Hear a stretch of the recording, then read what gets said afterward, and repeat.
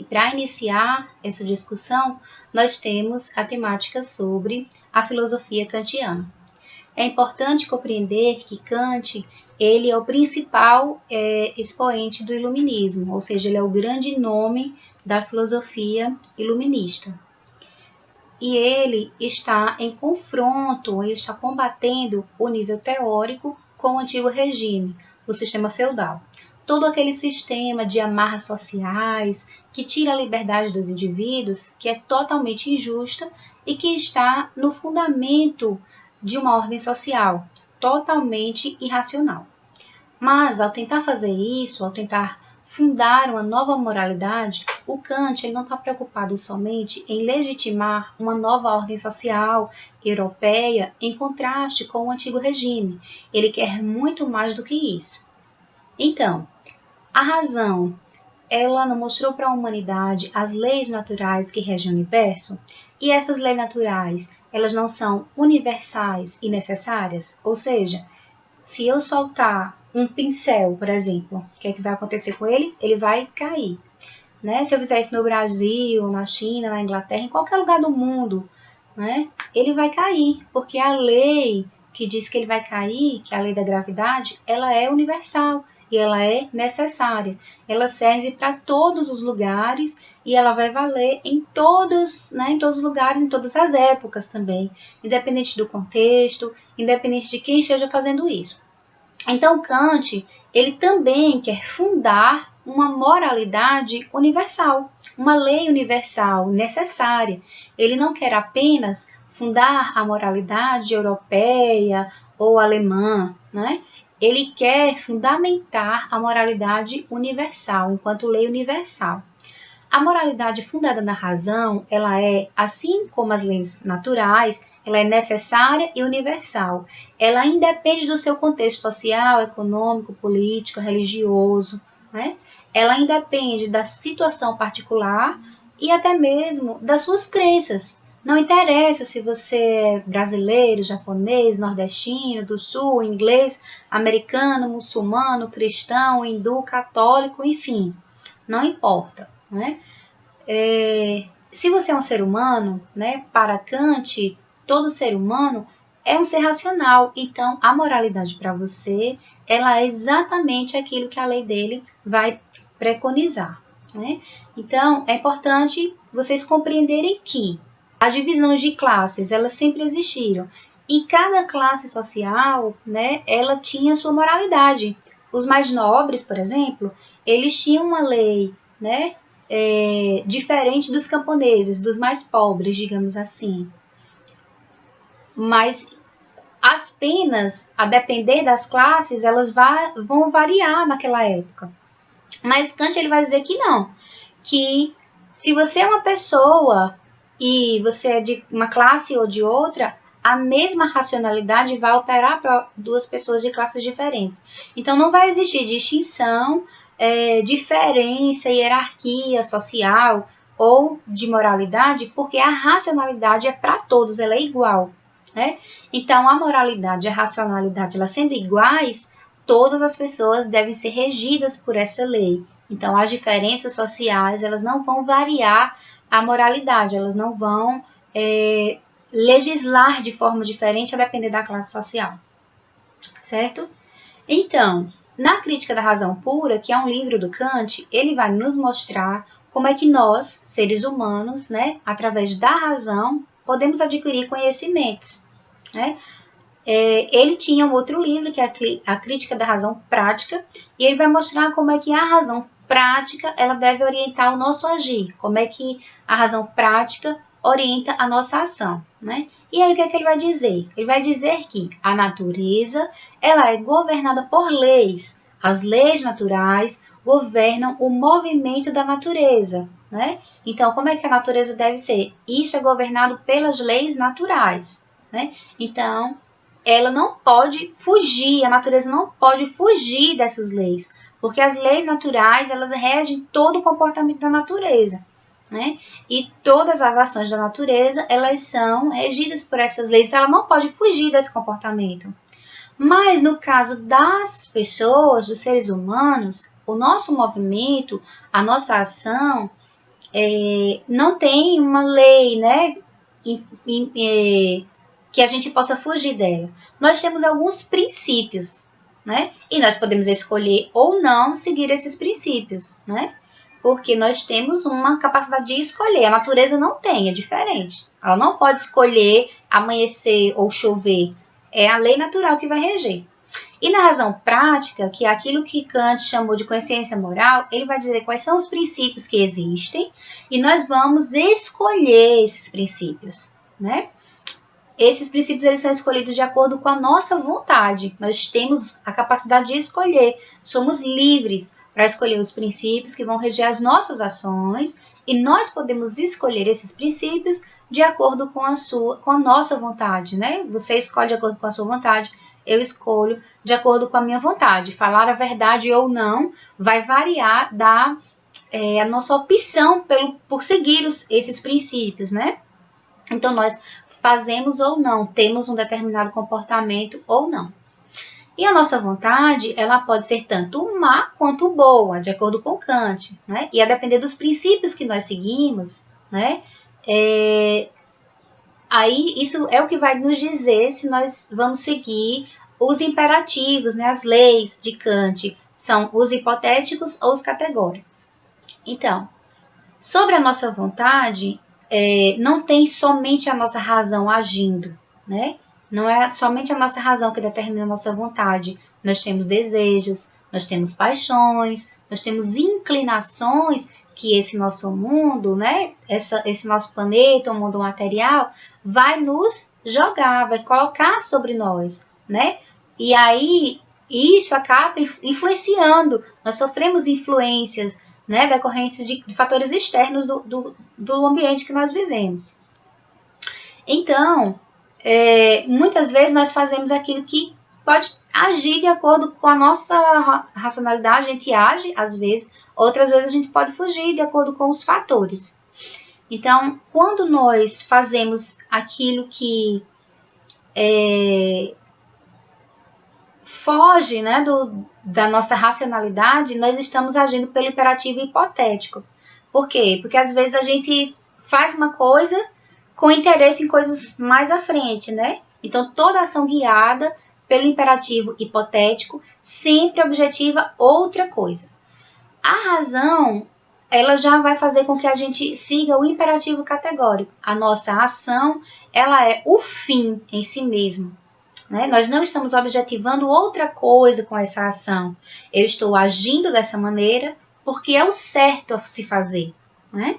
Porque é o correto. Eu estou obedecendo ao puro dever de fazer. E toda vez que eu faço isso, a minha vontade ela é boa, porque ela está sendo determinada pela razão a agir de acordo com um imperativo categórico.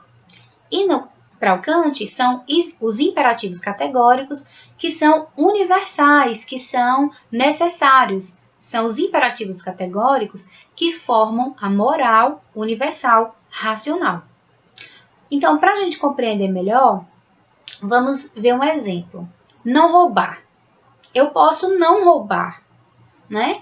Porque eu quero ser feliz, porque eu quero ser livre. Porque se eu roubar, eu vou ter diversas implicações, né? Posso ser preso, posso ser infeliz, posso ficar me sentindo culpado e não ser feliz, né? Ou eu vou não roubar porque existe um mandamento divino dizendo que não é para roubar, porque quem roubar vai para o inferno e não vai para o céu. E eu quero ir para o céu, né? Então eu não vou roubar. Ou eu não vou roubar porque eu quero evitar alguma dor. Eu quero ter algum prazer, eu quero ser visto como aquela pessoa honesta, né, verdadeira, eu quero ter esse estado social de honestidade. Ou eu quero evitar uma dor, que é ir para a cadeia, por exemplo, responder um processo. Então, se eu roubar, eu vou para a cadeia. Quando a gente age de acordo, fazendo com que a nossa ação vise uma outra coisa, nós estamos agindo de acordo com as nossas paixões e não estamos sendo racionais. Agir de forma racional é agir pelo puro dever. Eu não vou roubar porque eu sei que é errado, né? Porque eu sei que é contra a ética. Eu não vou roubar porque o correto é deixar com que cada um tenha aquilo que lhe é de direito. Porque se for permitido a todas as pessoas roubarem, como é que a gente vai manter uma ordem social, né? Nós teremos uma ordem irracional, né? Uma ordem social que vai fugir da racionalidade. E todas as pessoas vão poder roubar, né? Isso, por exemplo, a mentira, né? Se uma pessoa pode mentir, todas podem mentir. Então, isso vai contra a moralidade racional. Então, eu não roubo, porque é o meu dever, como ser racional, não roubar. Eu posso não gostar de menino, posso não gostar de criança, menino pequeno, mas eu posso agir de forma racional, doando parte do meu dinheiro para a instituição de caridade que está cuidando de crianças, porque aquilo é o correto a se fazer, cuidar das crianças que não têm condições de prover a sua subsistência, né? E não tem ninguém também para fazer isso. Eu posso ir contra as minhas crenças pessoais, mas mesmo assim eu estou sendo racional, porque agir dessa forma é agir por puro dever. Agir por puro dever é nada mais do que agir de forma racional, né? Seguindo a ética, e essa ética é a proposta de Kant. Então, como é que a gente faz para saber quais são os imperativos categóricos, né? O que é agir pelo dever, o que é agir de acordo com a racionalidade, né? Kant vai nos dizer que a pergunta fundamental é o que fazer, né? Sempre, frente a uma situação, nós precisamos perguntar o que fazer nessa determinada situação. Eu faço ou não faço? Eu devo ou não devo, né? Eu vou ou não vou manter a palavra? Vou ser honesto ou não? Vou falar a verdade ou não? O que eu devo fazer?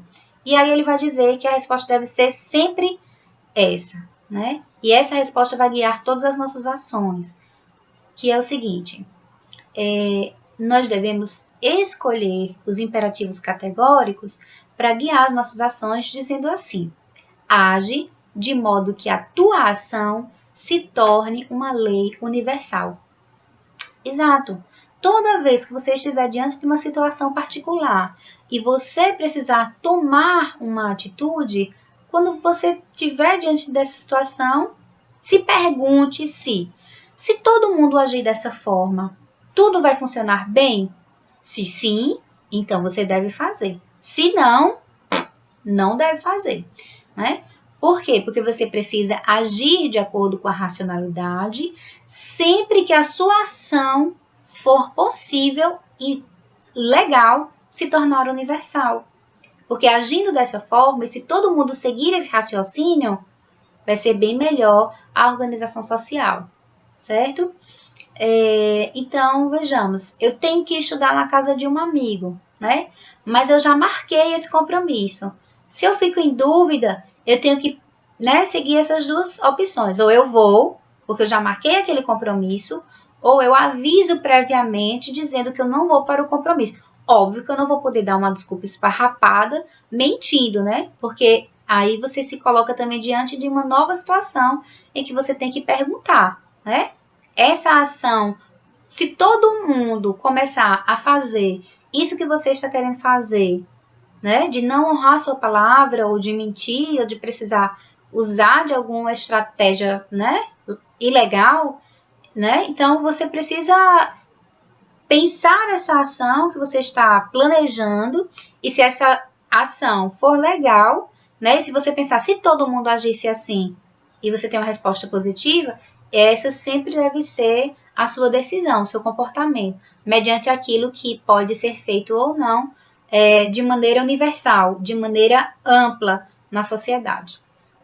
Lembrem-se desses três conceitos: imperativo categórico, hipotético e à vontade, certo? Esses são questões muito essenciais em Kant, que precisam ser lembradas, e essa é a ética kantiana, né? É o momento em que ele vai nos trazer a forma como nós devemos agir frente a uma situação, frente a uma necessidade, frente a uma tomada de decisão que precisamos ter para conosco e para com os outros, tá bom?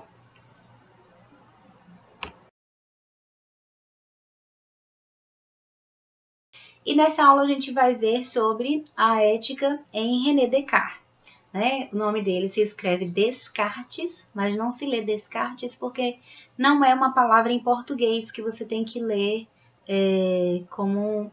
praticamente como escreve, tá? Então, a gente vai ver sobre a filosofia moderna e Descartes, né? Então, para desenvolver sua teoria moral, René Descartes, primeiramente, ele vai teorizar as questões das paixões. O que são as paixões? São os desejos humanos. Então, ele vai elaborar a seguinte definição. Ele vai afirmar que as paixões elas vão se originar daquilo que prejudica ou beneficia a pessoa.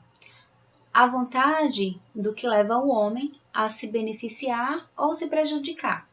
Então, nós podemos ter tanto as paixões boas como as ruins. Por exemplo, nós temos como paixão boa a admiração, o amor, e as ruins, o ódio, a tristeza. Então, nós temos que entender que as paixões elas não são elementos da racionalidade, mas da articulação da vontade do indivíduo. Então, se as paixões não advêm da racionalidade, não é pela paixão que eu devo analisar o mundo, mas sim pela minha racionalidade. Então, as primeiras paixões analisadas, né, pelo René Descartes vai ser, por exemplo, a admiração. A admiração, para ele, é algo positivo, porque é pela admiração que nós buscamos conhecer. Ela reforça a atenção, ela é, para René Descartes, a mãe da sabedoria, porque ela é uma paixão equilibrada entre aquilo que prejudica e aquilo que beneficia o homem. Ela está na justa medida. Então, ela impede que o ser humano queira conhecer coisas desnecessárias. Então, a admiração é o que lança o ser humano ao conhecimento. Como é que aparece a questão moral no pensamento dele? A posição moral para Descartes, ela vai surgir diante de uma indecisão, né? Porque nós já temos algumas respostas para como agir, mas tem algumas que são extremamente novas, né? E é nesse momento que se faz necessário encontrar uma moral. E ele vai chamar esse método de moral provisória. Não é uma moral intrínseca do ser humano, mas uma moral onde o ser humano pode se guiar e direcionar o seu comportamento para evitar problemas e se dirigir de maneira onde se torne o melhor possível a sua ação.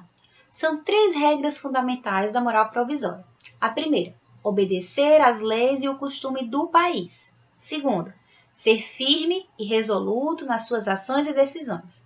Terceira, vencer a si mesmo em vez de querer mudar a ordem do mundo.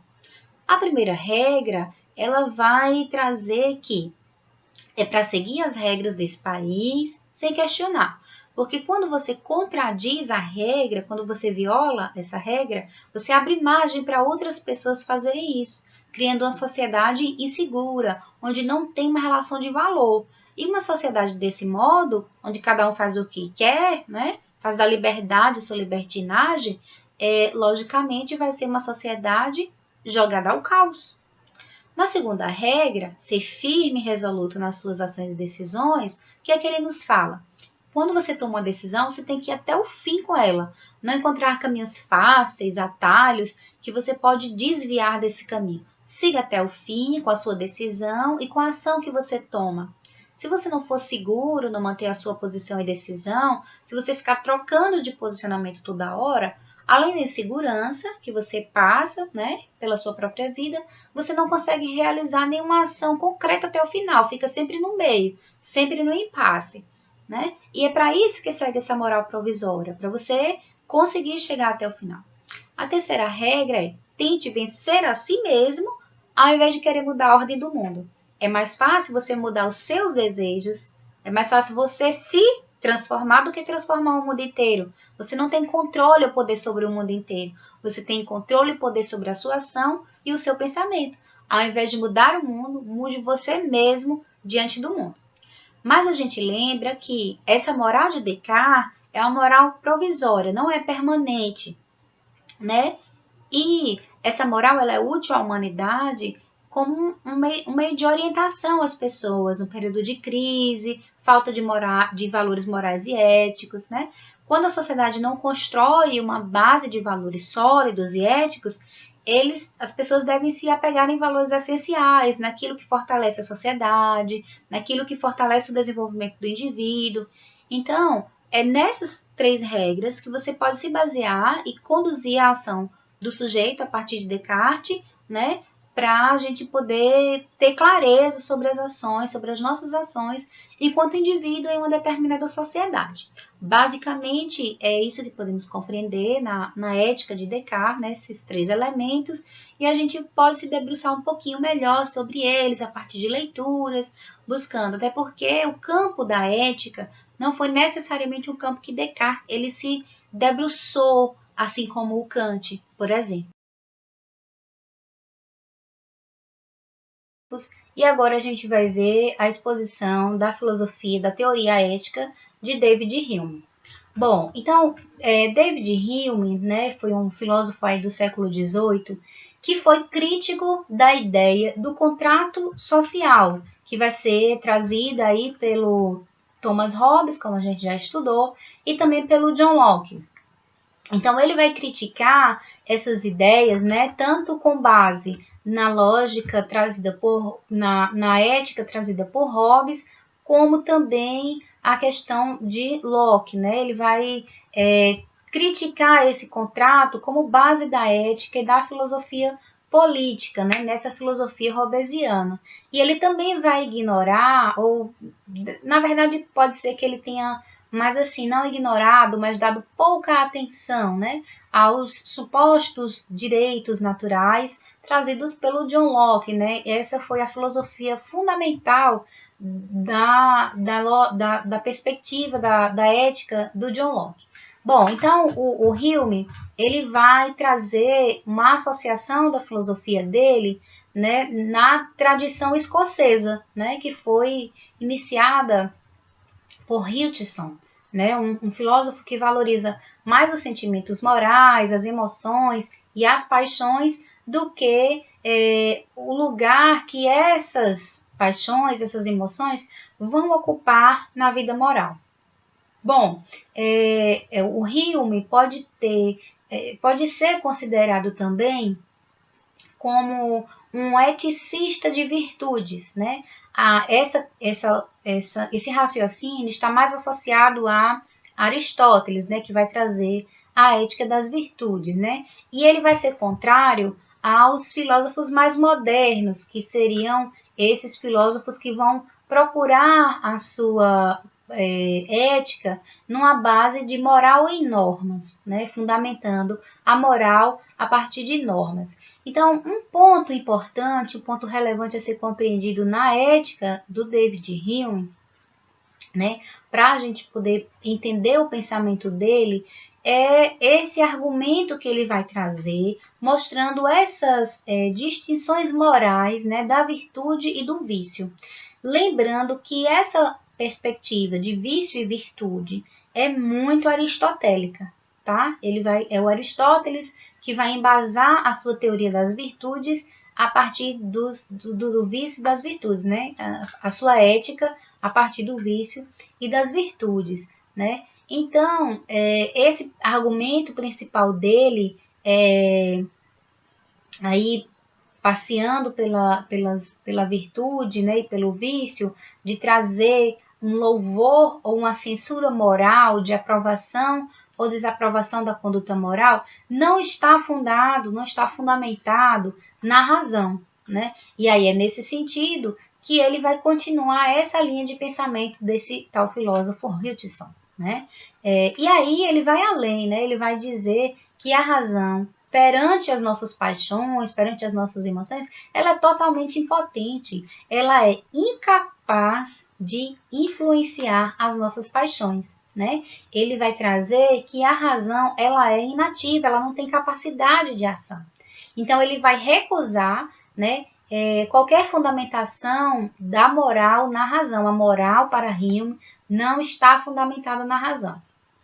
Né? Ele vai ser contra qualquer racionalismo moral. Então, ele vai apresentar, né, em um dos seus argumentos, demonstrando que a razão ela não influencia a nossa vontade. Né? E aí, nas palavras de Hume, a razão é a descoberta, né, daquilo que nós podemos considerar como verdade ou falsidade.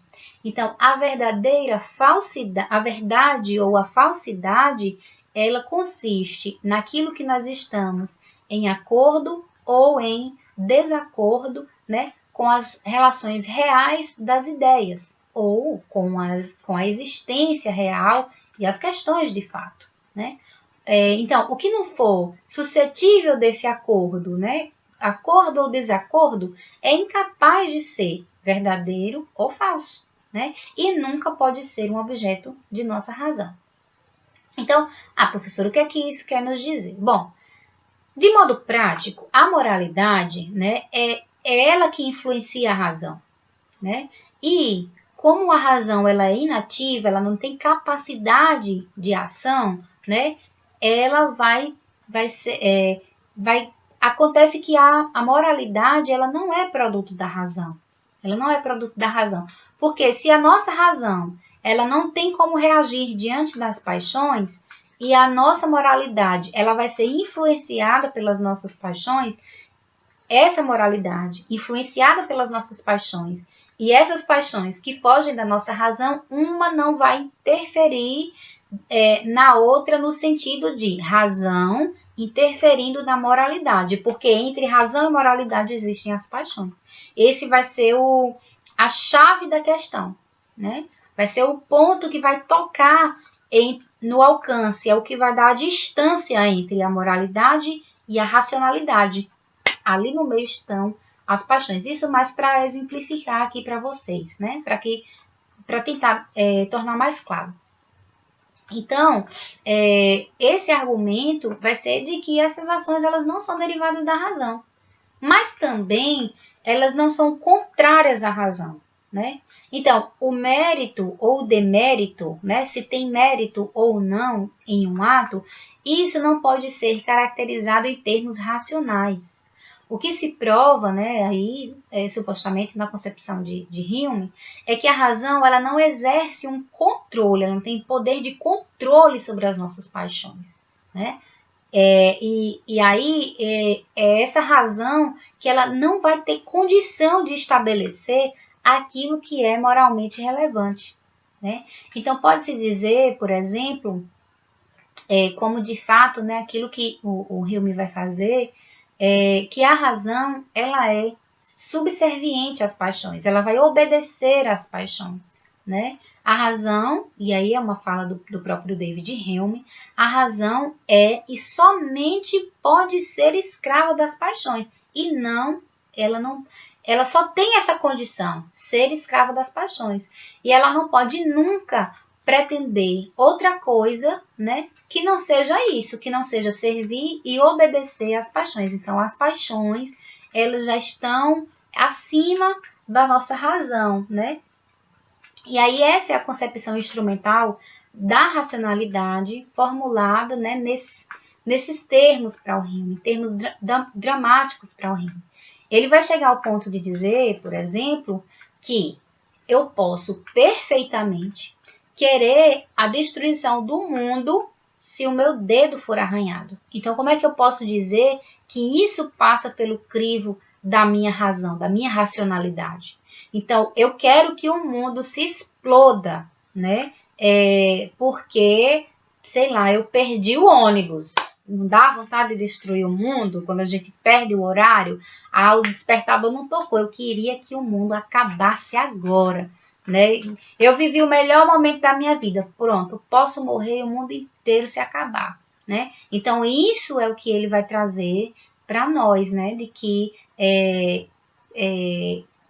nós podemos agir de acordo com as nossas paixões, né? E para Hume, agir imoralmente não é agir irracionalmente, né? Isso aí é um ponto muito polêmico, né? Para ele agir imoralmente não é agir irracionalmente. Por quê? Para trazer um exemplo, pode ser o seguinte: imoralidade, uma prática imoral, não é necessariamente aquilo que é absurdamente horrível, mas é aquilo que é contra uma moral já posta, contra uma ética já posta. Então, nós já temos uma ética. Pode ser que aquilo que nós somos a favor, que é contra a ética que já está posta, ela não seja irracional. Pode ser, inclusive, e aqui é uma compreensão minha, que a ética já posta é que seja irracional. A ética já posta, a moral já posta é que seja irracional. E, em outras palavras, que essa minha concepção moral, ela não seja irracional. Podemos pensar isso, por exemplo, sobre a discriminação das pessoas com deficiência. De um modo geral, nós temos um comportamento moral discriminatório contra qualquer pessoa que apresente algum tipo de deficiência. Quando você vê, por exemplo, uma pessoa amputada, você tem a tendência a olhar com um olhar diferenciado para essa pessoa.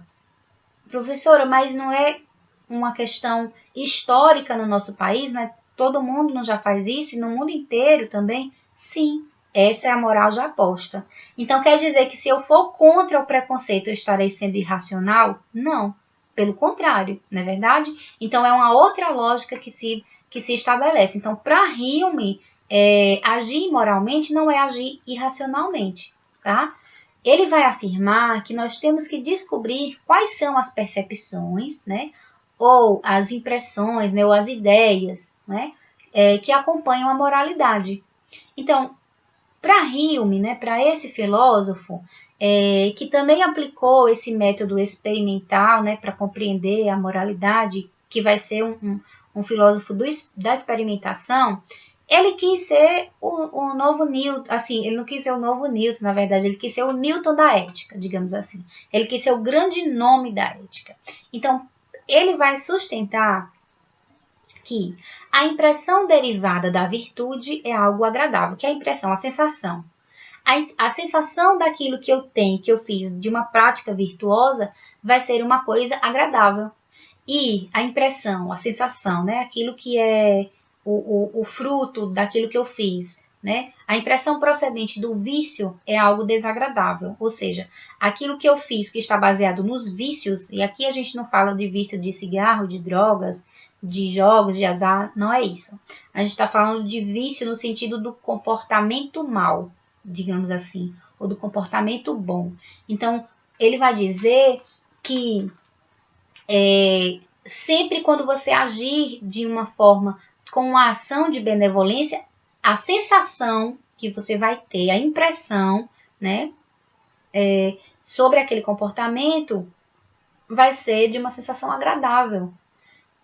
Do contrário, né, em contrapartida, quando você tem uma ação de vício, essa sensação é desagradável. E aí até você pode associar, talvez, com a questão do uso, né, de drogas ou de álcool.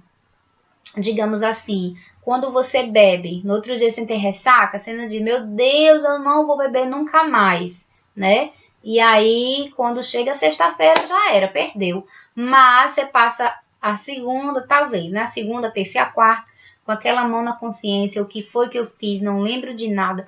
Então, o vício, ele vai sempre te dar uma impressão de coisa desagradável que você fez. Quando você mente, né? Então, mentiu, mesmo, mas eu precisei mentir para escapar daquilo, eu queria não precisar mentir, né? Não é nem que você fique com a mão na consciência, poxa, eu precisei mentir, mas eu tinha que fazer isso para garantir meu emprego. Não é nem isso, é que você vai ter essa consequência, né? E você vai precisar assim, eu queria não precisar mentir para escapar de uma situação difícil, né? Então, esse vício, essa prática de vício que não é virtuosa, ela é de uma impressão de coisa desagradável, né? Bom, e para o Hume, dentre todas as impressões, né, que acompanham aquilo que é considerado bom ou mal, né, no sentido moral, estão os prazeres e as dores. Então, aquilo que é agradável é virtuoso, nos traz prazer. Aquilo que é vício, né, é desagradável, né, e nos traz as dores. E aí, ele vai dizer que o sentimento mais nobre, a sensação né, que não existe nada mais belo e nobre e prazeroso, né, do que uma ação benevolente, como, por exemplo, a ação, a história, né, lá do bom samaritano. Então, essa ação virtuosa, essa ação moral, essa ação benevolente, ela vai nos trazer muitos sentimentos, né? Quem nunca teve uma sensação de bem-estar, quem nunca teve uma sensação prazerosa ao fazer o bem a alguém, né? Ao, sei lá, dar uma carona para uma pessoa que estava na rua no dia de chuva, ou, sei lá, pedir o ônibus para esperar uma pessoa que estava correndo para pegar, ou, por exemplo, dar uma comida, né, para uma pessoa morador de rua, ou um dinheiro, ou ir distribuir uma sopa, enfim. Essas práticas, elas nos causam sensações, impressões muito boas, agradáveis. E o contrário também é verdade, né? Como eu gosto de dizer, o contrário é o oposto. Então, o contrário também é verdade. Por quê? Porque a prática no vício, ela vai nos trazer impressões desagradáveis, né? Se a prática virtuosa ela nos traz impressões agradáveis, a prática do vício nos traz impressões desagradáveis, né? E aí, para Hume, o senso moral é o próprio sentimento de aprovação do caráter virtuoso, né? E não há nada superior a isso na perspectiva dele. O sentimento de aprovação. Poxa, você pensasse, né? Poxa, uma pessoa boa, ó, né? A pessoa chegar e dizer para você, poxa, como você é uma pessoa boa, como você faz o bem, e aí você se sente, né? E aí, claro, aí a gente não vai entrar no mérito do ego, né? Daquele querer fazer o bem para se aparecer, mas esse sentido de aprovação, esse sentimento de aprovação, seja de você mesmo, seja dos outros, não existe nada maior do que isso. Não tem, como diz a história, não tem dinheiro que pague, né? Então, para Hume, a benevolência é a tendência, né, de promover os interesses de nossa espécie e a felicidade da sociedade humana. Para ele, isso é o que caracteriza a benevolência, né? A harmonia das famílias, a ordem na sociedade, o suporte mútuo, né, entre amigos, aquela força que a gente dá entre os nossos pares, né? Todas essas práticas são embasadas na virtude da benevolência.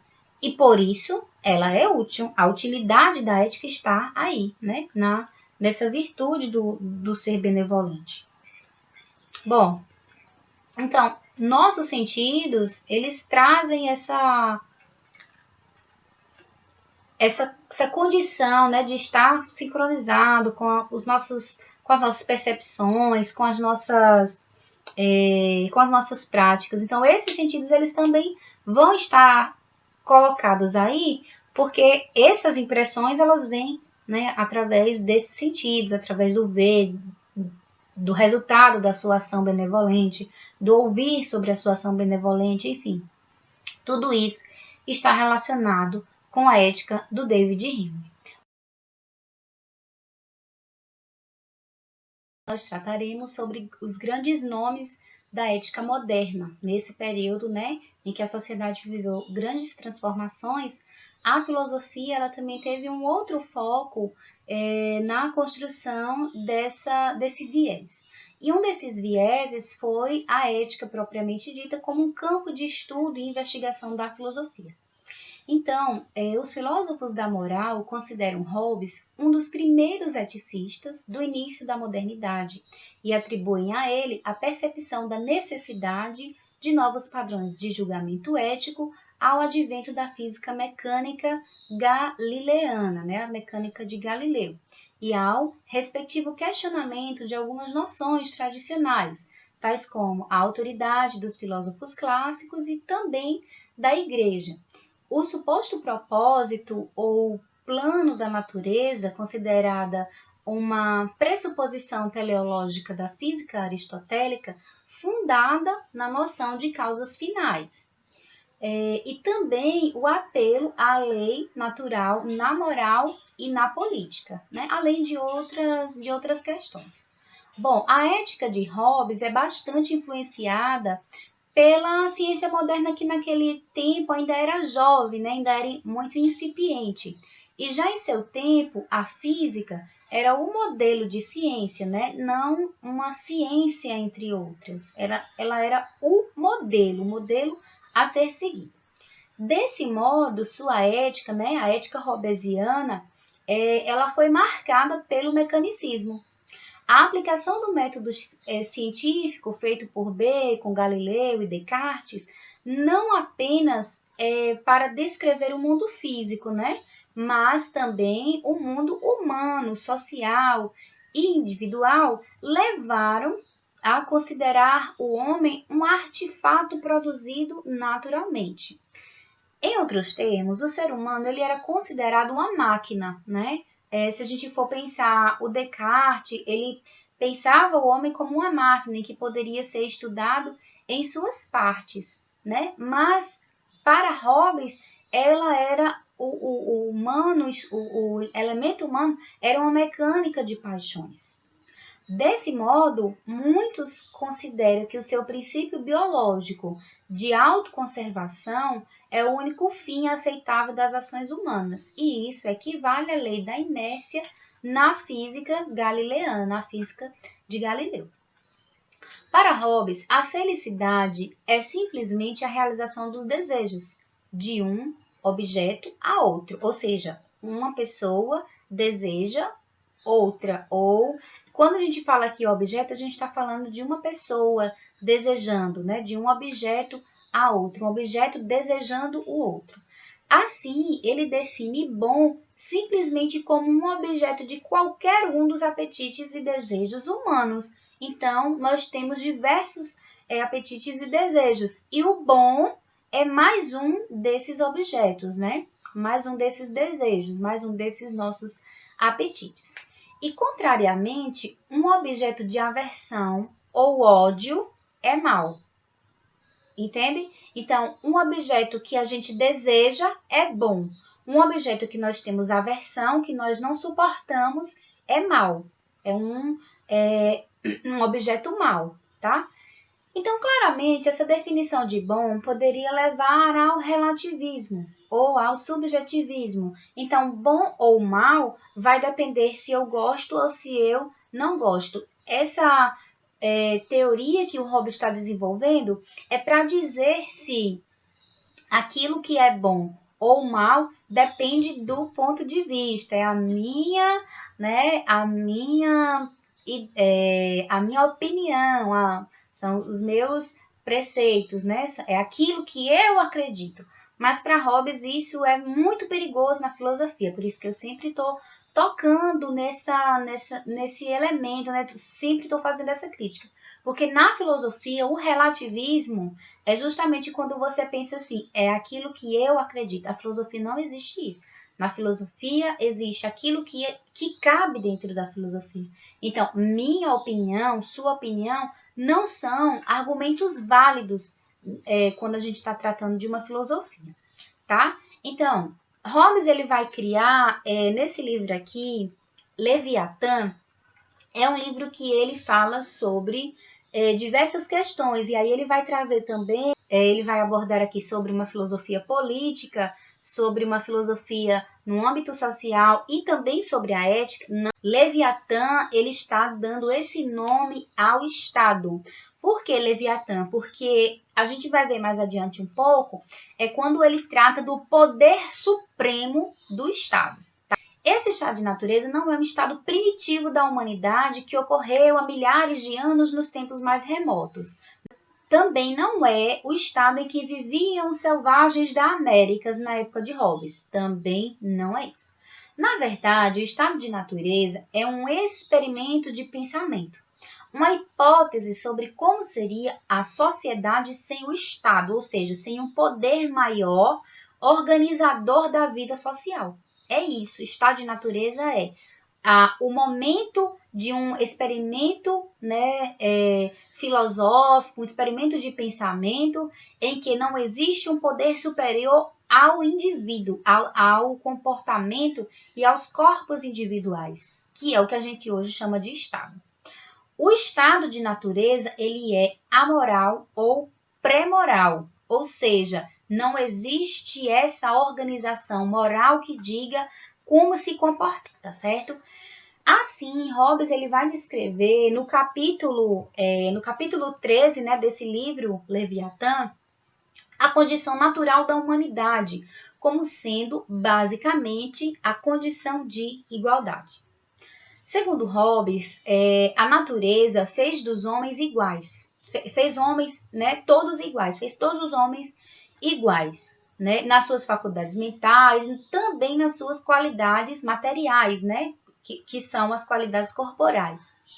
Bom, as pequenas diferenças de força ou de inteligência, elas não são consideráveis o suficiente para dizer que há uma substancial diferença entre os seres humanos, ou seja, existem pessoas que têm condições físicas diferentes umas das outras, como, por exemplo, se fundou uma teoria sobre a divisão da humanidade em raças, a raça branca, a raça negra. Todo mundo sabe que raça é raça humana. Porém, diferentemente do que Hobbes está trazendo para a gente, essa teoria ela vai dizer que essas diferenças elas estão caracterizando as capacidades das pessoas em suas qualidades. Hobbes vai dizer que não, né? Que essas diferenças elas não são consideráveis o suficiente para dizer que há essa qualidade que defina, né, que diferenciam uns dos outros. Na verdade, como Hobbes descreve nesse livro aqui, né, e também ele vai trazer em outras propostas dele, todos nós somos iguais, porque podemos tirar a vida uns dos outros, temos a mesma capacidade. Bom, nesse estado de natureza, para Hobbes, nada pode ser injusto. Nada pode ser injusto. Por quê? Porque onde não existe um poder comum, não existem leis. E se não existem leis, não existe o certo ou errado, o justo ou injusto. Então, por que para Hobbes nada pode ser injusto? Do mesmo jeito que nada pode ser justo, porque se não existe uma lei maior para dizer o que fazer ou o que não fazer, não existe o certo ou o errado, né? E também porque não existe um poder comum. No estado de natureza, cada indivíduo é seu próprio senhor, tem direito a tudo, tem liberdade, né? E essa liberdade ela é ilimitada, né? Mas ao mesmo tempo lhe falta segurança. Ao mesmo tempo que eu tenho liberdade para fazer o que eu quiser, eu não tenho a segurança de que a minha vida será mantida. Por quê? Porque do mesmo jeito que eu tenho liberdade, o outro também tem liberdade para fazer o que quiser. Um exemplo muito legal sobre esse estado de natureza é um filme chamado Uma Noite de Crime. O primeiro, né? O primeiro vocês conseguem pegar a essência daquilo que seria o estado de natureza. Todo mundo pode fazer o que quiser. Nesse filme, você pode atacar pessoas, matar pessoas, bater em pessoas, em quem você quiser. E nesse caso, seria o estado de natureza, né? Porque você pode fazer o que quiser. Mas, ao mesmo tempo que você pode fazer o que quiser, o Estado não vai lhe dar, né, nenhum poder, vai lhe impedir de fazer nada. Então, do mesmo jeito que você pode fazer o que quiser com o outro pode fazer o que quiser com você. Então, você tem liberdade, mas você não tem segurança. Então, aí Hobbes vai seguir, né, dizendo que são as próprias paixões, principalmente o medo da morte violenta, né, que inclinam o ser humano a buscar a paz por meio de um pacto para construir um poder comum, o soberano, o Leviatã, certo? Então, o Leviatã é esse poder soberano de quem? Do Estado e não dos indivíduos. Assim, Hobbes ele enuncia 3 leis fundamentais. A primeira lei fundamental é a lei da natureza, né? Que está baseada na razão. A primeira lei fundamental no estado de natureza é o uso da razão, em que você vai procurar a paz, né? E manter essa paz. Por quê? Porque quando você procura a paz, você está procurando segurança, porque está faltando segurança. Então, quando você está procurando essa segurança, você está fazendo uso da razão. Mas não é suficiente procurar a paz, você precisa manter a paz. A segunda lei fundamental em Thomas Hobbes e em sua filosofia afirma que um homem querendo a paz, né, quando os outros também querem, abre mão do direito a todas as coisas para que tenha a liberdade na medida em que ele, esse homem, está disposto a permitir que os outros a tenham. O que é que isso quer dizer? Quando eu quero a paz, para mim, eu obrigatoriamente tenho que querer a paz para os outros. Por quê? Porque essa paz, ela vai ser dada na mesma medida, mas todos precisam estar dispostos a abrir mão dos seus direitos, né, do estado natural. Por que abrir mão dos seus direitos do estado natural? Porque eu não tenho mais o direito de invadir, por exemplo, a liberdade do outro.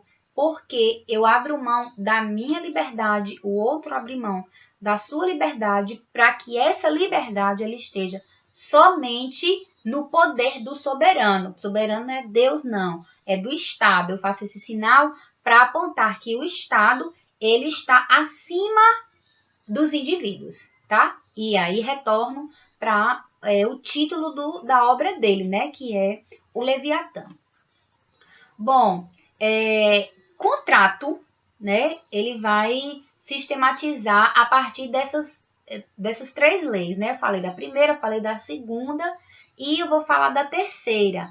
Mas antes disso, sistematizar para vocês assim, que contrato é a transferência mútua de direitos.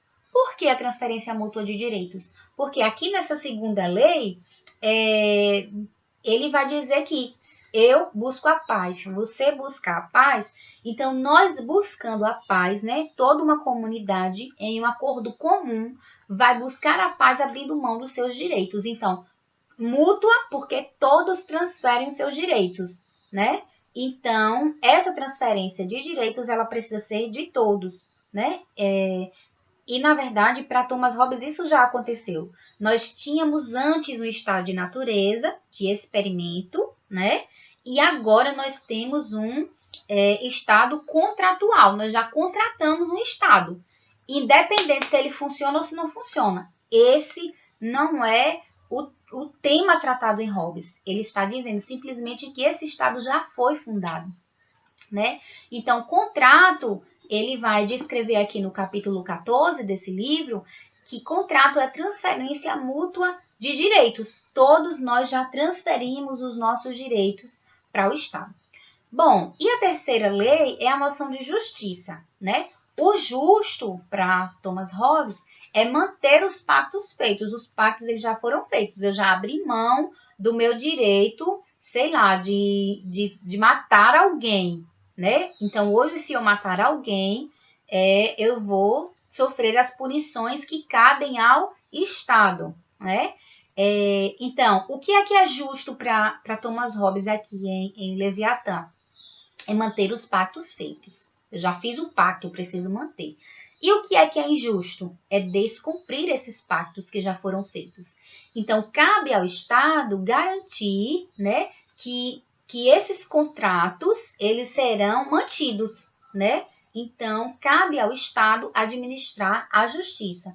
Então, o que seria a prática ética aqui em Thomas Hobbes? Seria seguir esses comportamentos, essas práticas sociais e individuais, né, não invadindo, né, nem descumprindo os pactos que nós já fizemos.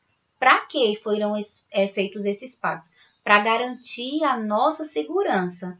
Então, querendo ou não, a gente ainda tem um certo limite de liberdade, do qual nós não podemos tentar transpor, mas esse limite de liberdade, a perda total da liberdade, implica na garantia de uma certa condição de segurança, tá? Então, não é porque hoje a gente tem um Estado, que esse Estado vai nos impedir de fazer tudo, né? Porque nós, em certa medida, temos uma liberdade, mas, ao mesmo tempo, não é porque nós temos ainda esse grau de liberdade que nós vamos descumprir aquilo que já está posto nos nossos contratos e o que fizemos a partir do Estado.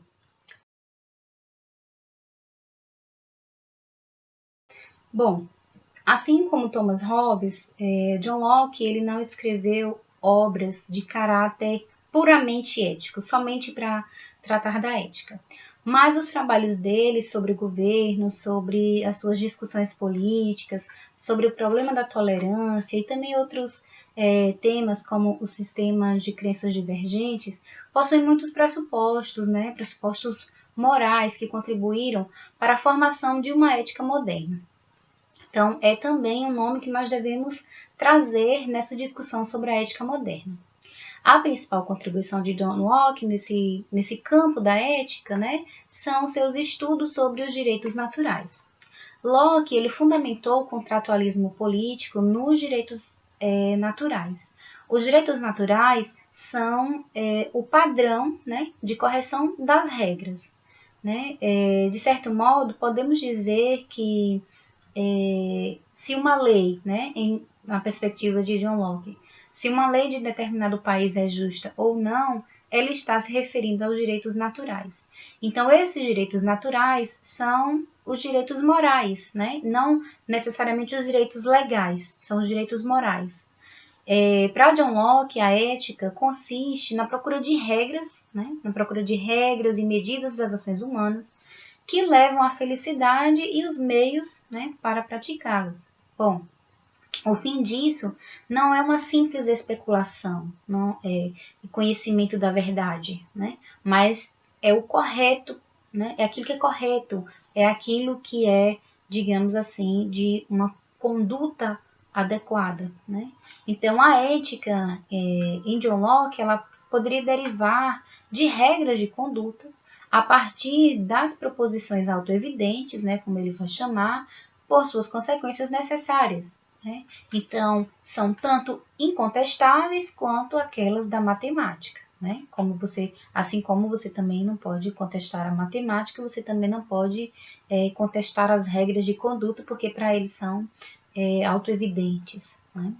Bom, geralmente os intuicionistas eles consideram as verdades éticas tais como não torture uma pessoa inocente desnecessariamente, né? Como verdades que são tão exatas quanto as regras da aritmética.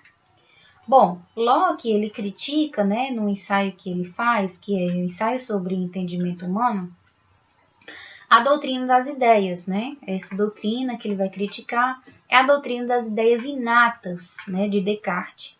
E ele vai defender que todo conhecimento está fundado na experiência.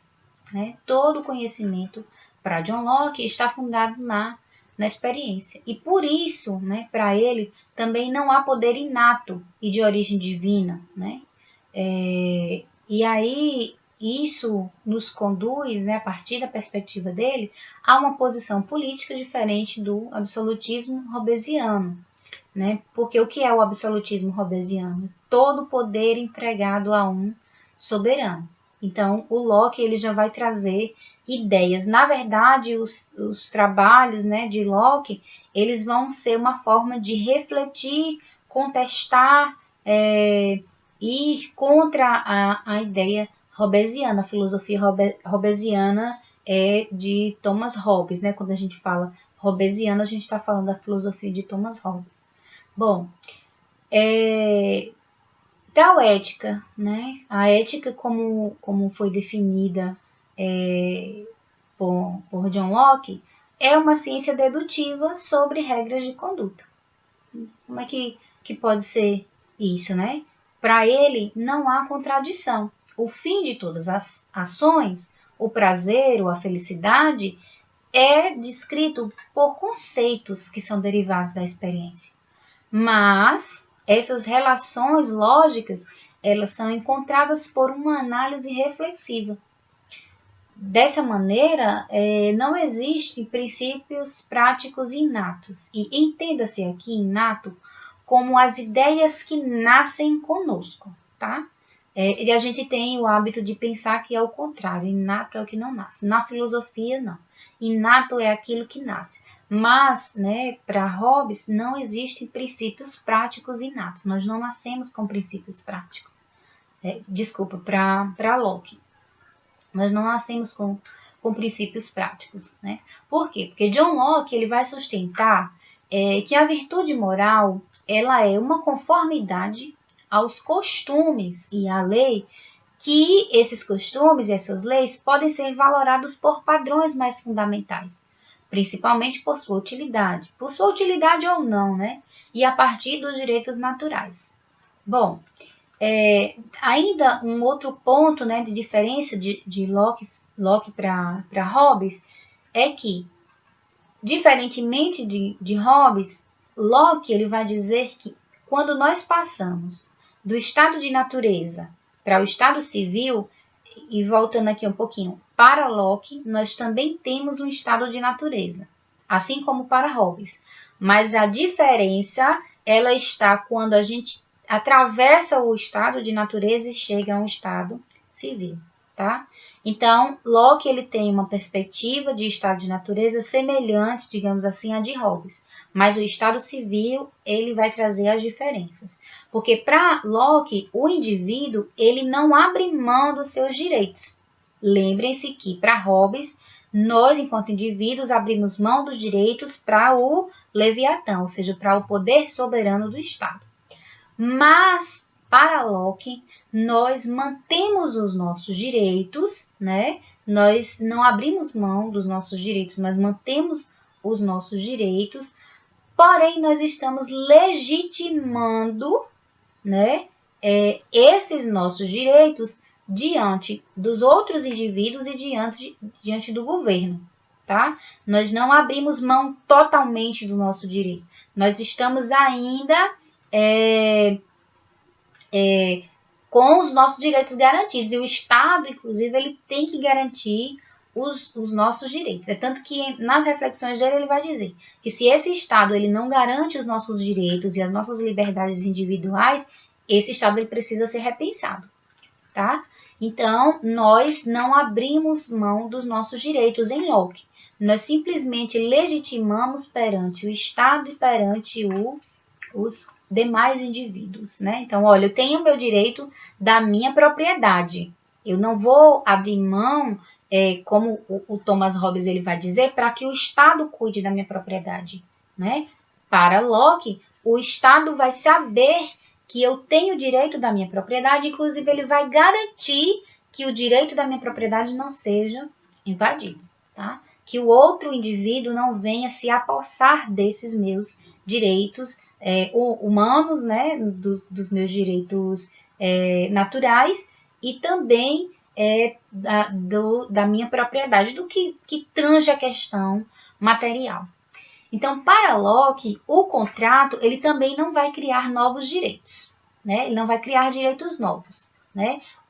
A instância governamental ela deve simplesmente poder julgar, por exemplo, né? Se a maçã é minha ou sua, se a terra é minha ou sua, se a casa é minha ou sua, né? Ele vai trazer o exemplo da maçã, mas a gente pode trazer para um exemplo aqui, se o celular é meu ou seu, né? Se o computador, a casa, a loja, enfim, ele não vai trazer novos direitos. Ela vai simplesmente, essa lei, esse poder do Estado vai ser simplesmente para dizer, você tem isso, você não pode querer o que é do outro, né? E você não tem isso, eu não posso lhe garantir porque não é o direito seu. E esse direito novo ele não vai ser criado. Tá? Então, para Hobbes, entrar na sociedade civil significa ter um governante, né, que protege esses direitos naturais, mas também que pune aquele que viola, né? Enfim, outros exemplos podem ser dados aí. Mas temos aqui a divisão dos poderes em legislativo, executivo, judiciário, né? Essa tese, né, que está presente na filosofia de Locke, vai influenciar os iluministas franceses, né, principalmente o Montesquieu. E esses governantes eles podem ser depostos, né, caso, né, como eu já falei, eles não garantam os meus direitos mínimos, que é o direito que protege a minha vida, a liberdade, a propriedade individual. Então, se o Estado não consegue garantir esses mesmos direitos que eu já quero afirmar diante do Estado e dos outros indivíduos, esse poder, com certeza, ele vai ser deposto. Porque se esse poder está aqui para legitimar e garantir os meus direitos, ele não pode permitir que esses meus direitos eles sejam violados e que as minhas propriedades individuais e particulares sejam invadidas. Bom, então o que é que a gente pode tirar de conclusão desse modo de John Locke, né, de apresentar os direitos naturais? Bom, primeiro é que a igualdade de que ele fala não é, assim como no Hobbes, uma igualdade física ou mental, né? Mas é uma igualdade de direito. Ou seja, uma igualdade de direito que vem carregada também de obrigações, né? Segunda questão.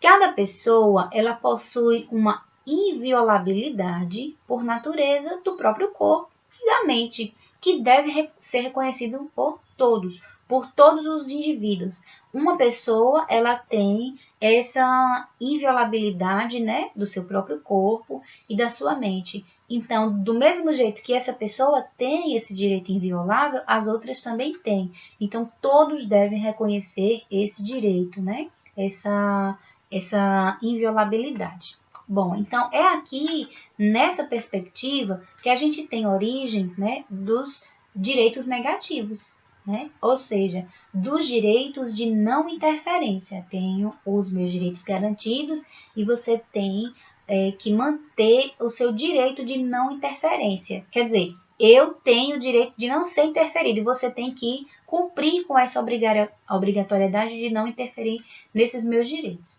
Esse espaço, né, da não interferência, ele pode ser representado por essa lógica, né, do que é invasivo, do que ultrapassa a sua liberdade, né?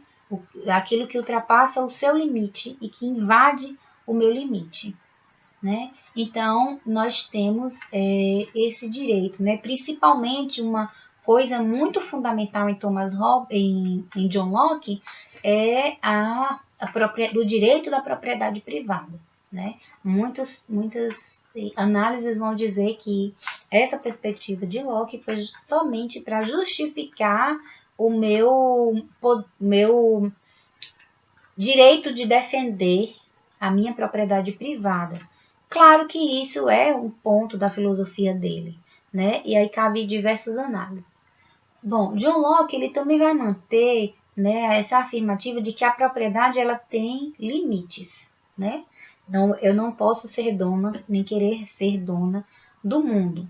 E esses limites, eles vão permitir, eles vão, assim, ser atravessados pelo direito também do outro. Por quê? Porque a partir do momento que você tem excedente, esse excedente pertence aos outros, né? Em outros termos, vendo de uma outra forma, a razão, né, nossa capacidade racional, nossa racionalidade, ela vai nos mostrar que cada um pode se apropriar o suficiente para aquilo que é necessário, né, para a preservação da sua vida, sem o consentimento expresso dos outros. E isso ele não deve causar dano se for apenas o necessário e se os bens suficientes e mínimos permanecerem em comum. Então, a gente tem uma lógica aqui de que todos têm direito, por exemplo, à propriedade privada.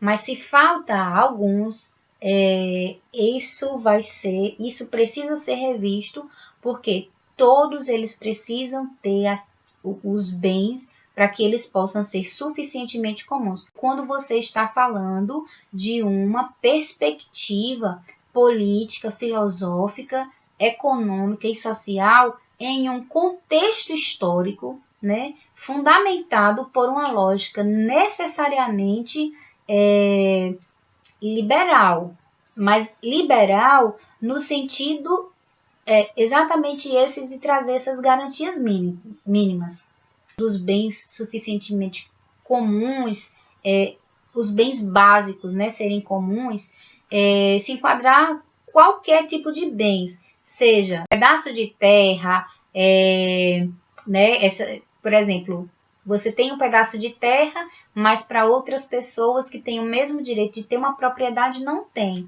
né? Então nós temos aqui uma justificação da ética da propriedade privada em John Locke, tá? Ele vai justificar por que eu tenho direito a ter a minha propriedade privada. A visão dele sobre os direitos naturais vai se inspirar nessa lógica e vai ser inspiradora, né, de muitas reformas, de muitas revoluções, né, até mesmo as revoluções no século XVIII, por exemplo, na Declaração da Independência das 13 colônias, né, que mais tarde vai formar os Estados Unidos, né, e vai também trazer influência sobre outros movimentos, né. Então, nós na filosofia se considera essas verdades, né, de trazer essa perspectiva, é evidente por si mesma, que todos os homens foram criados iguais, né, foram dotados pelo Criador, ele vai dizer, né, quem vai dizer isso é o John Locke, de certos direitos inalienáveis, né, e que entre esses direitos está a vida, a liberdade e a busca da felicidade. E é a partir desses valores, né, que alguns eticistas, né, os estudiosos da ética, falam de uma ética americana, a qual certamente seria muito influenciada por John Locke. É por isso que eu falo que a gente tem uma ética francesa, uma ética europeia, né, uma ética que vai ser, nesse ponto de vista liberal, na França, ele é muito soberano, é o Estado assim, mais soberano de ética liberal original. Já nessa, como eu falei, nessa ética americana, a gente já vai ter outros princípios liberais, porque depois do liberalismo temos o neoliberalismo. E o que é o neo? É o novo, né? Esse prefixo é o novo. Então, esse novo, ele vai se fundar em alguma coisa da filosofia de Locke, né? Mas na própria ética americana, tá? Por isso que eu trago também esses exemplos aqui. Bom, é isso que a gente tinha para ver, né, em John Locke, essa ética dele. É uma ética que vai estar muito fundamentada nesses conceitos, né? Então, como eu falei, é a ética da propriedade privada, mas é também a ética da defesa da vida.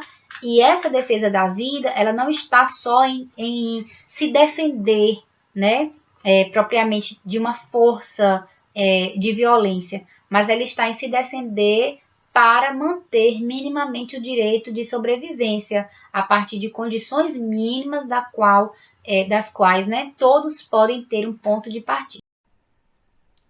Bom, então agora vamos trabalhar algumas questões que foram propostas ao longo de algumas edições do Enem e discutem justamente o tema dos filósofos que a gente estudou até aqui nesta aula.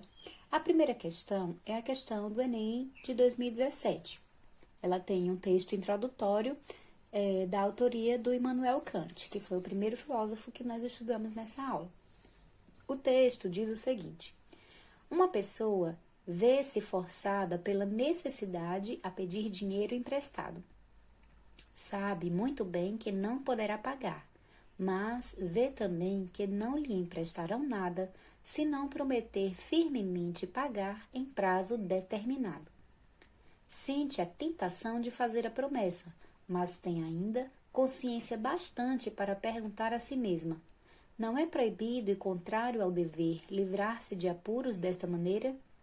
Admitindo que se decida fazê-lo, a sua máxima de ação seria: quando julgo estar em apuros de dinheiro, vou pedi-lo emprestado e prometo pagá-lo, embora saiba que tal nunca sucederá. Esse foi o texto introdutório e agora vamos ao enunciado da questão.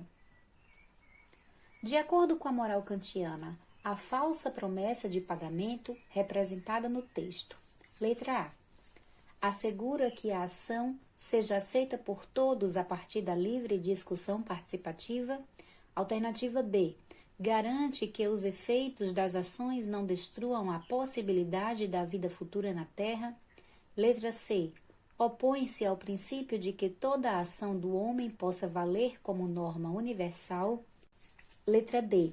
Materializa-se no entendimento de que os fins da ação humana podem justificar os meios. Ou letra E. Permite que a ação individual produza a mais ampla felicidade para as pessoas envolvidas. Bom, ao longo do que a gente viu nesses vídeos, nessa aula, a gente vai entender que todas as alternativas, exceto a alternativa C, estão contrárias aos princípios kantianos. Porque, veja, a letra A diz, assegura que a ação seja aceita por todos a partir da livre discussão participativa. Não, isso não tem nada a ver com a questão do dever em Kant. Letra B, garante que os efeitos das ações não destruam a possibilidade de vida futura na Terra. Também não tem nada a ver, porque a vida futura na Terra, a vida na Terra, deve ser respaldada pela moral, pelo imperativo categórico. A letra D, materializa-se no entendimento de que os fins da ação humana podem justificar os meios. Essa é a alternativa que mais vai contra o princípio kantiano. Os fins jamais vão justificar os meios, nem que seja para salvar a vida de alguém. Kant jamais aceitaria isso. E a letra E permite que a ação individual produza mais ampla felicidade para as pessoas envolvidas. Não, isso daí está muito mais voltado para o utilitarismo, o que não é a perspectiva de Kant aqui nessa situação. Então, a alternativa correta é a alternativa C. Opõe-se ao princípio de que toda ação do homem possa valer como norma universal. Lembre-se sempre que a gente vem trabalhando esse conceito, a partir dos pressupostos de Kant, que é, se eu vou tomar uma atitude, eu quero que essa atitude seja a norma, então se ela é boa para ser a norma, ela deve ser feita. Se ela não é boa para ser a norma, se todo mundo não pode seguir essa ação, porque aí viria o caos, e aí seria a tomada de poder, digamos assim, da irracionalidade, então essa ação não deve ser feita. Então, se a ação do homem possa valer como norma universal, essa deve ser sempre a nossa decisão. Então, alternativa correta, alternativa C. Temos a outra questão, que vai também sobre esse assunto de Kant. Ela foi uma questão proposta no Enem PPL de 2016. O texto diz o seguinte: os ricos adquiriram uma obrigação relativamente à coisa pública, uma vez que devem sua existência ao ato de submissão, à sua proteção e zelo, o que necessitam para viver. O Estado, então, fundamenta seu direito de contribuição do que é deles nessa obrigação, visando a manutenção de seus concidadãos. Isso pode ser realizado pela imposição de um imposto sobre a propriedade ou a atividade comercial dos cidadãos, ou pelo estabelecimento de fundos e de uso dos juros obtidos a partir deles, não para suprir as necessidades do Estado, uma vez que este é rico, mas para suprir as necessidades do povo. Esse é um texto de Kant em A Metafísica dos Costumes. E agora vamos ao enunciado da questão. Segundo esse texto de Kant, o Estado, letra A, deve sustentar todas as pessoas que vivem sob o seu poder, a fim de que a distribuição seja paritária. Letra B, está autorizado a cobrar impostos dos cidadãos ricos para suprir as necessidades dos cidadãos pobres. Letra C, dispõe de poucos recursos e, por esse motivo, é obrigado a cobrar impostos idênticos dos seus membros. Letra D, delega aos cidadãos o dever de suprir as necessidades do Estado por causa do seu elevado custo de manutenção. E letra E, tem a incumbência de proteger os ricos das imposições pecuniárias dos pobres, pois os ricos pagam mais tributos. Bom, Se a gente for analisar ao longo do vídeo, quando eu falei sobre Kant, eu falei também sobre a questão da organização do Estado, né? E aí a gente vai trazer essa, digamos assim, a divisão em classes sociais, mas obviamente esse termo, divisão de classes e luta de classes, ele vai vir com Karl Marx. Mas aqui é somente para ilustrar, né? Então a gente vai ver na perspectiva kantiana a questão de ricos e pobres. Bom, para Kant, a ação de quem enriqueceu se deu na sociedade, certo? Então, esse enriquecimento, ele se deve também a uma resposta positiva dessa sociedade. E assim, sem isso, seria impossível enriquecer, né? Então, quem enriquece deve contribuir mais. Para quê? Para que essa sociedade, né, e também para quem forma essa sociedade esteja ali incluído nesse conjunto do Estado, inclusive o Estado e as pessoas pobres. Então, assim, a melhor forma de contribuir é dispensar uma parte de sua riqueza, que aí isso se daria através dos impostos, para ser usado de modo favorável para garantir uma vida um pouco melhor para as pessoas pobres. E Kant vai concordar com isso, certo? Então, sendo assim, a alternativa correta é a alternativa B.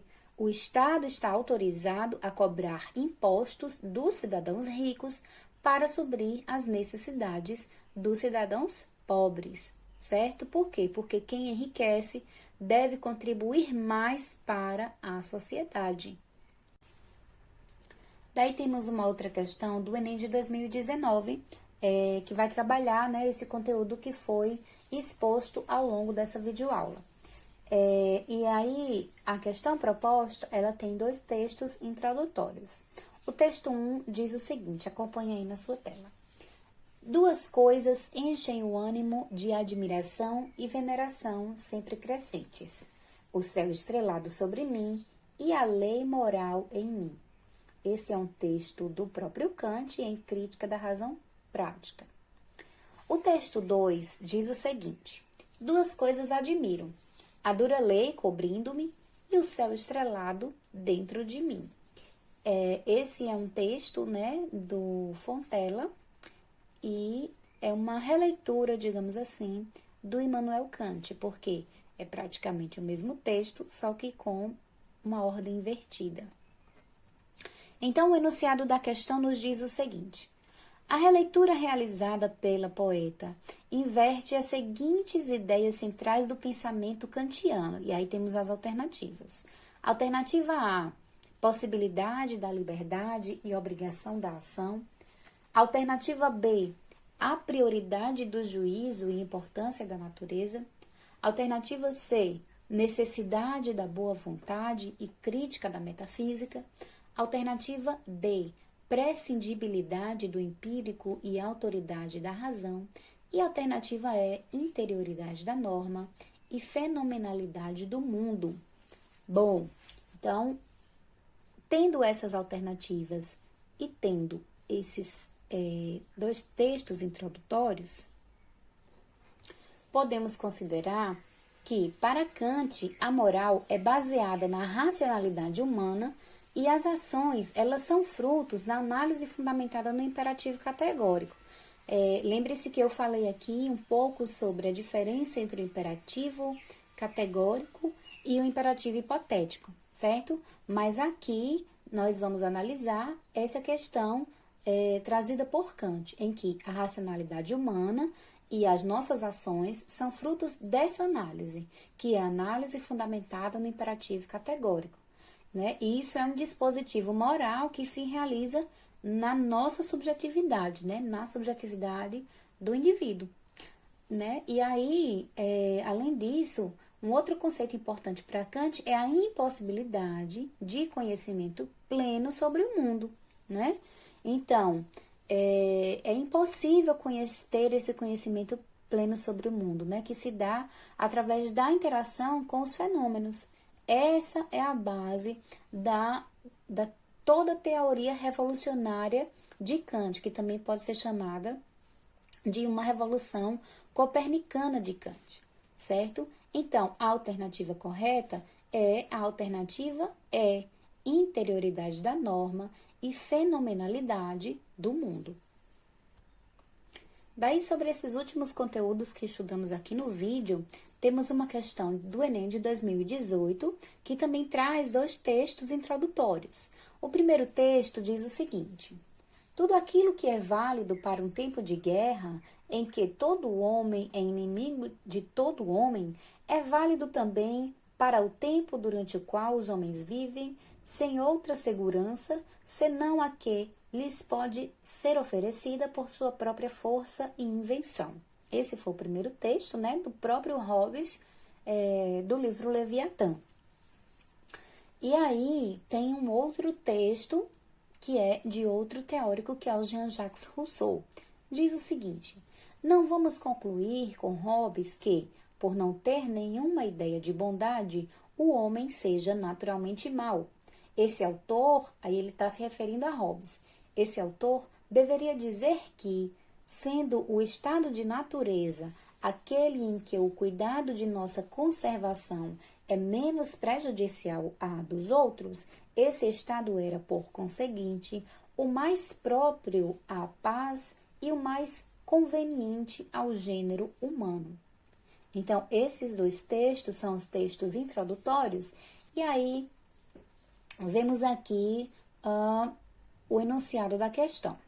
Diz o seguinte: os trechos apresentam divergências conceituais entre autores que sustentam um entendimento segundo o qual a igualdade entre os homens se dá em razão de uma alternativa A, predisposição ao conhecimento, alternativa B, submissão ao transcendente, alternativa C, tradição epistemológica, alternativa D, condição original e alternativa E, vocação política.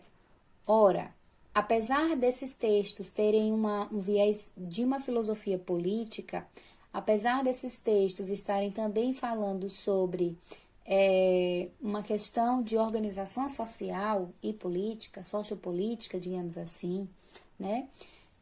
Eles estão falando sobre a condição original, né? A questão, nesse caso, ela vai demonstrar uma contraposição entre Hobbes e Rousseau sobre o estado de natureza humano, certo?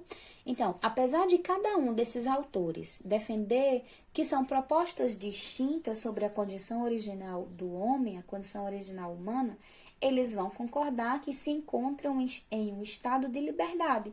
Portanto, esse estado de liberdade, esse estado de natureza está sendo referência para se pensar a condição original humana, ou seja, antes mesmo da condição de organização social, ok? Então, a alternativa correta aqui é a alternativa D, condição original. Bom, ainda sobre essa questão, né, sobre esse assunto aí da organização, do estado de natureza, nós temos uma outra questão do Enem, né, que vai falar sobre o John Locke, né? A gente vai ver aí dentro desse conteúdo também o John Locke sendo exposto ao longo desse vídeo.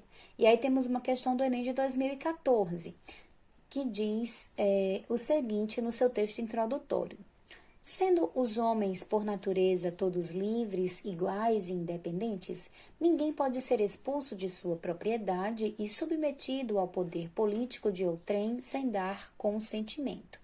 A maneira única em virtude da qual uma pessoa qualquer renuncia à liberdade natural e se reveste dos laços da sociedade civil consiste em concordar com outras pessoas, em juntar-se e unir-se em comunidade para viverem com segurança, conforto e paz umas com as outras, gozando garantidamente das propriedades que tiverem e desfrutando de maior proteção contra quem quer que não faça parte dela. Esse é um trecho do texto de John Locke, né, que é da coleção Os Pensadores. E aí a gente tem agora o enunciado da questão que diz o seguinte: segundo a teoria da formação do Estado de John Locke, para viver em sociedade, cada cidadão deve: alternativa A, manter a liberdade do estado de natureza, direito inalienável. Alternativa B, abrir mão de seus direitos individuais em prol do bem comum. Alternativa C, abdicar de sua propriedade e submeter-se ao poder do mais forte. Alternativa D, concordar com as normas estabelecidas para a vida em sociedade. E alternativa E, renunciar à posse jurídica de seus bens, mas não à sua independência. Bom, então, mais uma vez, a gente viu ao longo desse texto que haveria, né, para John Locke, e aí é nesse ponto que ele vai concordar com Thomas Hobbes, sobre o estado de natureza, porém, para a conquista do estado civil, né, foi necessário um pacto. Esse pacto é justamente o pacto que se mostra aqui como alternativa D, concordar com as normas estabelecidas para a vida em sociedade, porque jamais o John Locke vai dizer que as pessoas vão manter a liberdade do estado de natureza. Ele também não vai dizer de forma alguma que as pessoas vão abrir mão de seus direitos individuais em prol de um bem comum, né? De forma nenhuma. Renunciar à posse jurídica de seus bens, também não, né? Então, nos resta a alternativa D. Por quê? Na perspectiva de John Locke, né, que é uma perspectiva liberal, como eu também trouxe aqui ao longo do vídeo, a comunidade política, ela se inicia, né, a sociedade, o Estado civil, na verdade, ele se inicia quando as pessoas renunciam a essa liberdade absoluta. E essa tomada de renúncia, né, que ela vem a partir do momento em que as pessoas assumem uma liberdade mais restrita, mais limitada pelas normas sociais, né? E aí, essa restrição que a gente poderia considerar como autoimposta, ela tem como objetivo não diminuir o homem, mas sim garantir de uma maneira melhor os seus direitos naturais, que são o quê? A propriedade, né? A sua liberdade individual, né? E esses direitos, eles não estão muito bem protegidos no estado de natureza. E aí, lembrem que ao longo do vídeo eu falei assim, que no estado de natureza todos são livres, mas do mesmo modo que eu teria o direito de invadir a propriedade do outro, o outro tem o direito de invadir a minha propriedade. Por isso que vai se considerar que esses bens, eles não estão bem protegidos no estado de natureza, certo? E aí, entre esses direitos está a propriedade privada, a própria vida, a segurança. Então, a resposta correta aqui é a alternativa D, concordar com as normas estabelecidas para a vida em sociedade. Ainda sobre Hobbes, temos uma questão que caiu no Enem de 2016. Essa questão traz um texto e, em seguida, um enunciado.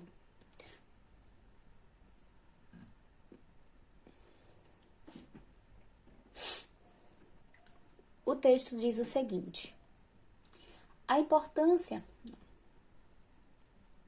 Temos uma questão que caiu no Enem de 2016. Essa questão traz o seguinte texto introdutório. A importância do argumento de Hobbes está em parte no fato de que ele se ampara em suposições bastante plausíveis sobre as condições normais da vida humana.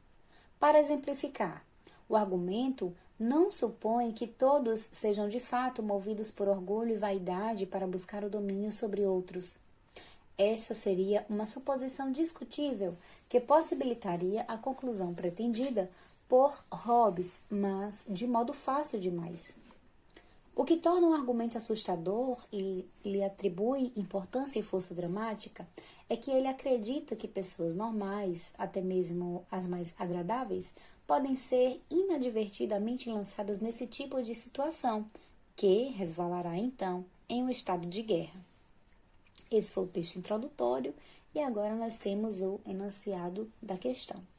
O texto apresenta uma concepção filosófica política conhecida como alternativa A, alienação ideológica, alternativa B, microfísica do poder, alternativa C, estado de natureza, alternativa D, contrato social e alternativa E, vontade geral. Bom, apesar de o trabalho de Thomas Hobbes, especialmente em Leviatã, falar sobre um tipo de contrato social, que aqui seria a alternativa que pode gerar aquela dúvida, ele não está, nesse caso aqui, falando, especialmente quando você pega o texto introdutório, ele não está falando aqui necessariamente do contrato social. Na verdade, ele está falando sobre o estado de natureza. Então, a alternativa correta aqui é estado de natureza. Por quê? Porque para Hobbes, o estado de natureza, ele pressupõe a ausência de regras. E essa ausência de regras, que seriam as regras que regulam a convivência entre os homens, ela vai dar margem a todo e qualquer tipo de comportamento. Portanto, os direitos básicos, eles seriam conseguidos, eles seriam tutelados através da própria força. Então, o homem, no seu estado natural, é violento para conseguir aquilo que precisa para a sua sobrevivência. Aí, nesse caso, o contrato social seria o responsável para que as pessoas renunciassem aos seus direitos individuais e colocassem sob a tutela do Estado, e esse Estado limitaria as pessoas, mas seria o responsável por proporcionar a paz civil. Só que antes de tudo isso, antes do contrato social, antes da instituição do Estado, do Estado civil, existe um estado de natureza. Então, a alternativa correta aqui é estado de natureza, alternativa C.